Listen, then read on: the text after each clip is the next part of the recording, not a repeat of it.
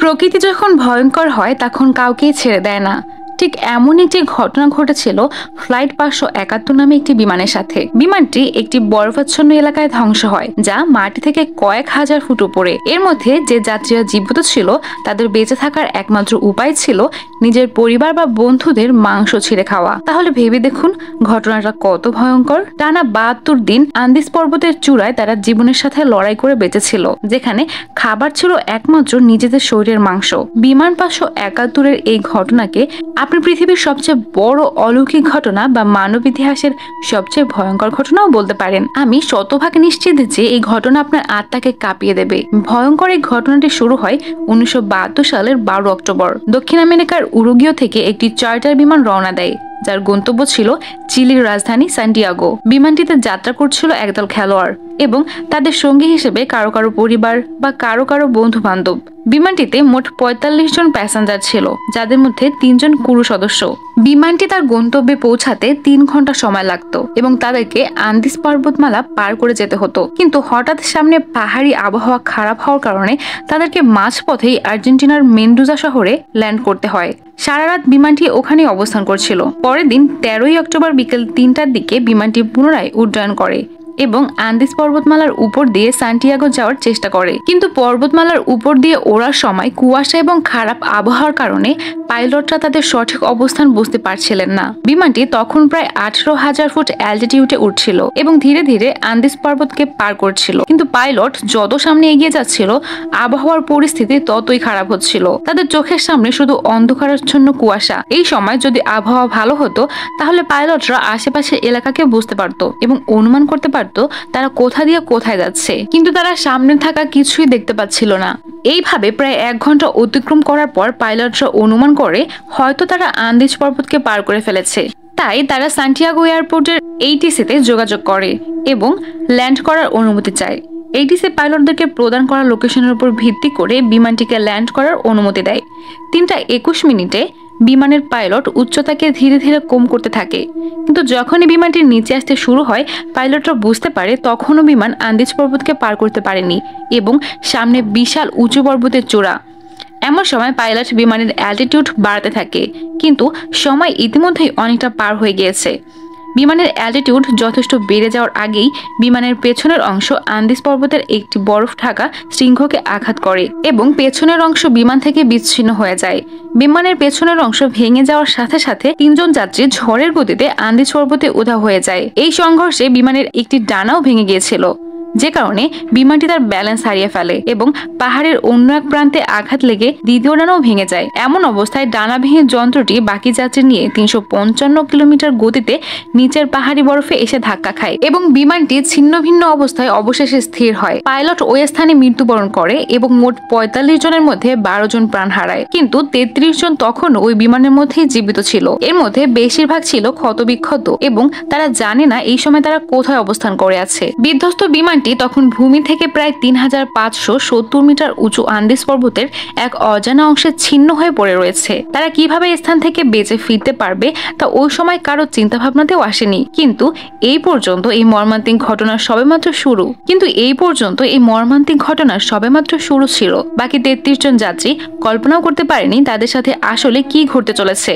ভয়ঙ্কর এই আন্দিজ তাদের জীবনে কি অভিশাপ নিয়ে আসতে চলেছে, যা জানলে আপনার আত্মাও কেঁপে উঠবে। সংঘর্ষের পর কিছু যাত্রী যেহেতু গুরুতরভাবে আহত হয়েছিল, তাই চিন্তার বিষয় ছিল কিছুক্ষণ পর সূর্য অস্ত গিয়ে যদি অন্ধকার নেমে আসে এবং উদ্ধারকারী দল যদি ওই সময়ের মধ্যে না আসতে পারে তাহলে অসুস্থদের এখান থেকে বেঁচে ফেরানো মুশকিল হবে, কারণ আন্দিজ পর্বতের রাতের ঠান্ডা কাউকে বেঁচে ফিরতে দেবে না, যেখানে রাতের তাপমাত্রা প্রায় -31 ডিগ্রি সেলসিয়াসের পৌঁছে যায়। দুর্ঘটনার কিছু ঘন্টা পর উরুগুয়ে এবং চিলি সরকার জানতে পারে এবং তারা যৌথভাবে 4টি হেলিকপ্টার দিয়ে উদ্ধার অভিযান শুরু করে এবং তন্ন তন্ন করে তাদেরকে খুঁজতে থাকে। কিন্তু তারা কোনোভাবে ধ্বংসস্তূপ বা বিমানটি খুঁজে বার করতে পারেনি, কেননা এই গোটা অঞ্চলটি সাদা বরফ এবং ঘন কুয়াশা দ্বারা আবৃত ছিল।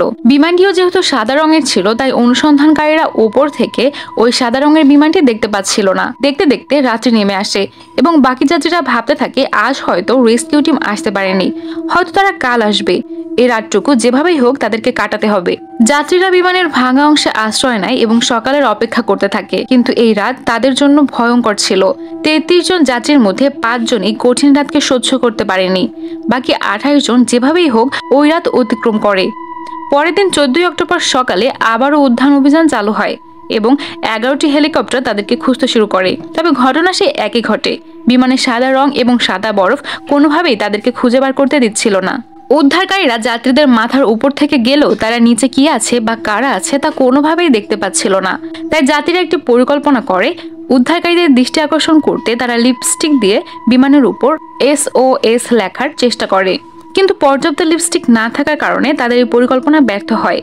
কিন্তু তাদের কাছে থাকা সুটকেস দিয়ে তারা বরফের উপর একটি ক্রস চিহ্ন তৈরি করে, এই ভেবে যে এটা দেখে হয়তো হেলিকপ্টার দল তাদেরকে চিহ্নিত করতে পারবে। ওই দিন 3টি হেলিকপ্টার তাদের মাথার উপর থেকে উড়ে যায়। তবে দুর্ভাগ্যক্রমে তাদেরকে বা ওই ক্রস কোনোটি তারা বুঝতে পারেনি, আর ওই দিনটিও পার হয়ে যায়। পরের দিন অর্থাৎ 15 অক্টোবর অনুসন্ধানকারীরা আবারও অভিযান শুরু করে, কিন্তু ঘটনা সেই পূর্বের মতোই, তারা ব্যর্থ হয়ে ফিরে যায়। এমন অবস্থায় যাত্রীরা ভালোভাবে বুঝতে পারে তারা একটি ভয়ঙ্কর জালে ফেসে গিয়েছে।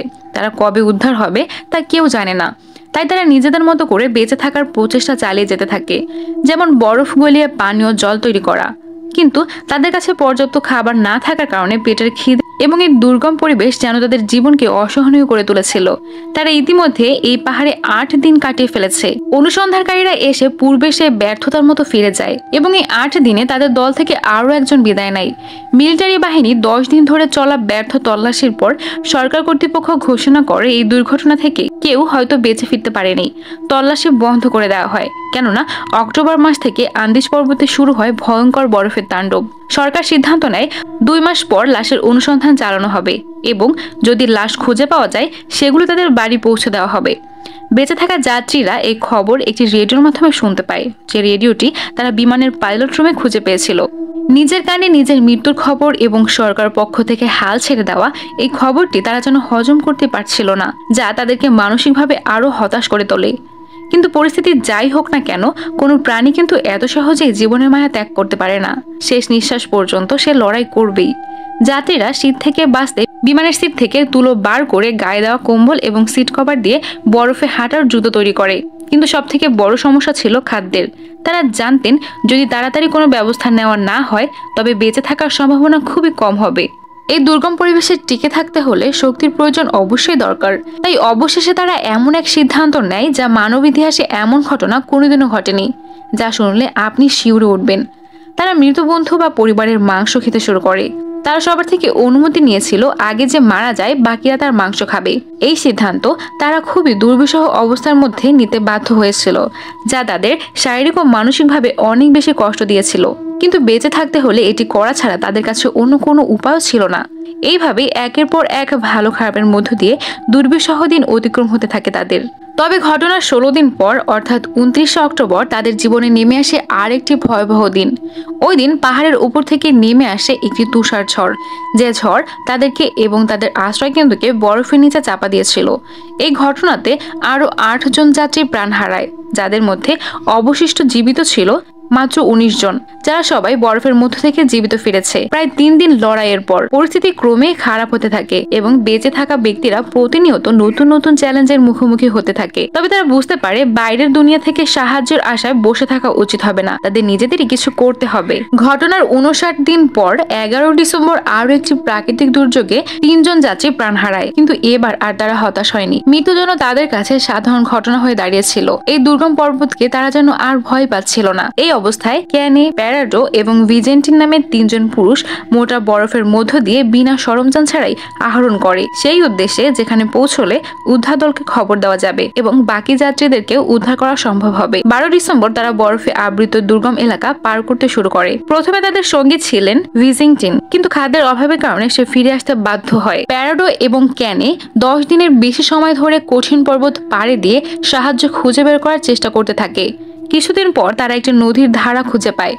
যে নদীর ধারা অনুসরণ করে আরও কিছুদিন যাওয়ার পর 1972 সালের 20 ডিসেম্বর অবশেষে চিলির একটি মেষপালকের সাথে তাদের দেখা হয়, যিনি তাদের দুর্দশার অবস্থা বুঝতে পারে এবং যে ঘটনাটি তিনি আগে থেকেই জানতেন। সার্জিও ক্যাটালার নামের ওই মেষপালক দ্রুত উদ্ধারকারী দলকে এই ঘটনাটি জানায় এবং ওই দিনেই 20 ডিসেম্বর সন্ধ্যায় হেলিকপ্টার তাদের উদ্ধার করার জন্য রওনা দেয়। তবে রাতে তাদেরকে উদ্ধার করার কাজটি ছিল কঠিন ব্যাপার, তাই সম্পূর্ণ উদ্ধার সম্ভব হয়নি। পরদিন 21 ডিসেম্বর সকালে আরও একটি হেলিকপ্টার পাঠানো হয় এবং দুর্ঘটনার 72 দিন পর বেঁচে থাকা ব্যক্তিদের উদ্ধার করা সম্ভব হয়। বেঁচে থাকা 16 জন যাত্রী, যাদের মধ্যে অনেকেই শারীরিকভাবে অত্যন্ত দুর্বল ছিল, তবে তারা এই ভয়ঙ্কর অভিজ্ঞতার সাথে বেঁচে ফিরতে পেরেছিল এবং এই ঘটনাটি ছিল একটি মানব ইচ্ছাশক্তি এবং বেঁচে থাকার অদম্য লড়াইয়ের এক উজ্জ্বল উদাহরণ। ফ্লাইট 571-এর যাত্রীরা বরফে আটকা পড়েও তাদের জীবন বাঁচাতে যে দৃঢ়তা এবং সাহস প্রদর্শন করেছিলেন তা আজও মানুষের জন্য একটি শক্তিশালী প্রেরণা।